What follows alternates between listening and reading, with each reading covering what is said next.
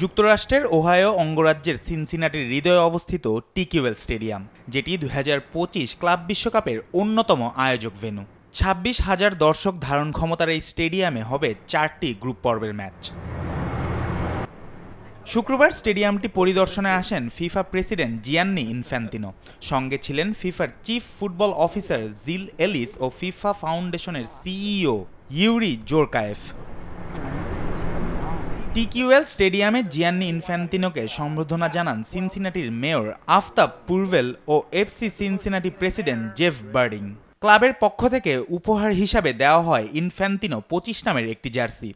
You see, I show you the ball, you all smile automatically. এই বলটা শুধু খেলাধুলার উপকরণ নয়, এটা একটা জাদুকরী উপায় যেটা শিশুদের মুখে হাসি ফোটাতে পারে, এটা বদলে দিতে পারে জীবন। It's a tool that has the power to transform children into happy children.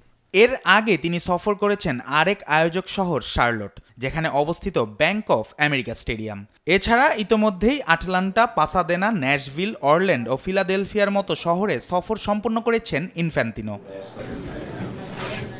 এবারের ক্লাব বিশ্বকাপ হবে ৩২ দলের। টুর্নামেন্টের পর্দা উঠবে ১৪ জুন মায়ামির হার্ড রক স্টেডিয়ামে, আর ১৩ জুলাই ফাইনাল ম্যাচ বসবে নিউ জার্সির মেটলাইফ স্টেডিয়ামে, যেটি ২০২৬ বিশ্বকাপ ফাইনালের ড্রেস রিহার্সাল হিসাবেও বিবেচিত হচ্ছে। প্রথমবারের মতো বড় পরিসরে আয়োজিত হতে যাওয়া ক্লাব বিশ্বকাপ নিয়ে ফিফার প্রত্যাশা যেমন বড়, তেমনি উত্তেজনায় ফুটবল বিশ্ব। এক একটি শহর যেন হয়ে উঠেছে উৎসবমুখর। এখন অপেক্ষা শুধু মাঠে গড়ানোর। জুবায়ের নূর, স্পোর্টস ডেস্ক, দেশ টিভি।